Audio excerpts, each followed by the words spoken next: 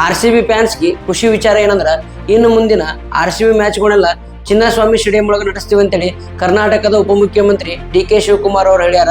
ಇವತ್ತು KSA election ಇತ್ತು, ಅಲ್ಲಿ DK ಶಿವಕುಮಾರ್ ಅವರು ವೋಟ್ ಮಾಡಿ ಬಂದ ಮೀಡಿಯಾ ಮುಂದೆ ಮಾತಾಡ್ತಾರ.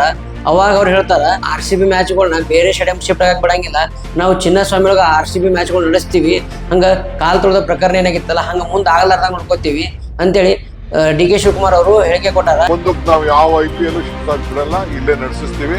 ಇದು ಕರ್ನಾಟಕ ರಾಜ್ಯದ ಬೆಂಗಳೂರಿನ ಗೌರವ, ಇದನ್ನ ನಾವು ಕಾಪಾಡ್ಕೊಂಡು ಕೆಲವು ದಿನದಿಂದ RCB ಹೋಮ್ ಸ್ಟೇಡಿಯಂ ಶಿಫ್ಟ್ ಆಗ್ಬೋದು ಪುಣೆಕ್ ಅಂತೇಳಿ ಒಂದಿಷ್ಟು ಮಾತುಗಳಿದ್ದು. ಆದ್ರೆ ಇವತ್ತು DK ಶಿವಕುಮಾರ್ ಅವರು ಅದಕ್ಕೊಂದು ತೆರೆ ಹೇಳಿದಾರ. ನಾವು RCB ಮ್ಯಾಚ್ಗಳನ್ನ ಅಥವಾ ಕರ್ನಾಟಕ ಎಲ್ಲ ಮ್ಯಾಚ್ಗಳನ್ನು ಚಿನ್ನಸ್ವಾಮಿ ನಡೆಸ್ತೀವಿ, ಹಂಗ ಒಂದು ಪರ್ಯಾಯವಾಗಿ ದೊಡ್ಡ ಸ್ಟೇಡಿಯಂ ನಾವು ಬೆಂಗಳೂರು ಕಟ್ಟಾಕತ್ತೀವಿ. ಆದ್ರೆ ನಾವು RCB ಮ್ಯಾಚ್ಗಳು ಯಾವು ಬೇರೆ ಸ್ಟೇಡಿಯಂಗೆ ಹೋಗಕ್ ಬಿಡಂಗಿಲ್ಲ, ನಮ್ಮ ಹೋಮ್ ಟೀಮ್ ಆಗಿ RCB ಚಿನ್ನಸ್ವಾಮಿನೇ ಇರ್ತದೆ ಅಂತೇಳಿ ಹೇಳಿಕೆ ಕೊಟ್ಟಾರ. ಇದು RCB ಫ್ಯಾನ್ಸ್ಗಳಿಗೆ ಖುಷಿ ಕೊಡುವಂತ ಸುದ್ದಿ.